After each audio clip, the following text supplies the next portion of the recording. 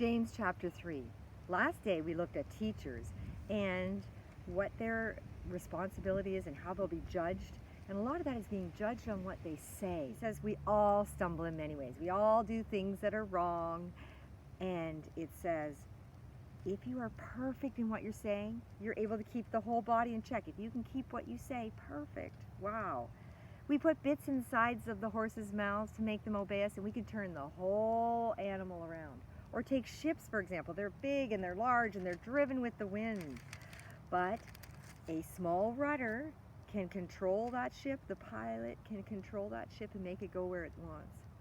And the tongue is a small member of our body.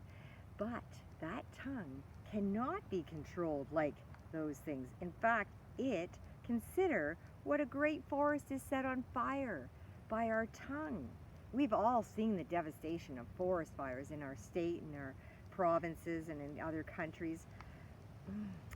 The tongue corrupts the whole body, and it sets the whole course of one's life on fire. Think of that.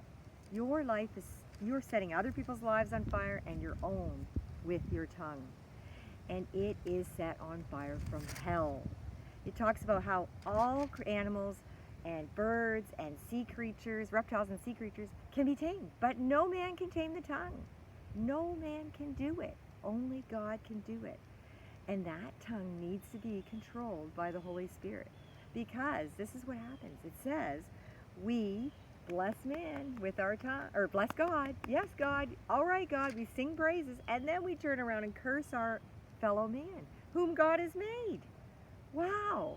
What does that come out of? It comes out of our heart, and from our heart's thoughts about those people, the unforgiveness, bitterness, wrath, malice, comes our tongue's words against them.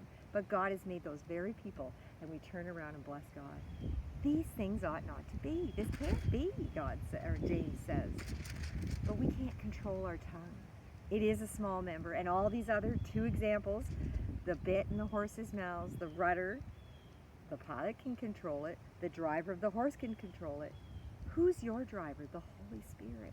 He's the only one that needs to grapple and get a hold of our tongues. And some days, he needs to just say, hold your tongue, Carolyn, and say nothing. Close it. Now open your tongue and bless someone. Say the kind words, the words that will edify and bring life. For with the power of the tongue, we can bring death and we can bring life. What are you doing with your tongue today? What am I doing? Every moment, every word will be judged. What are we doing with our tongues?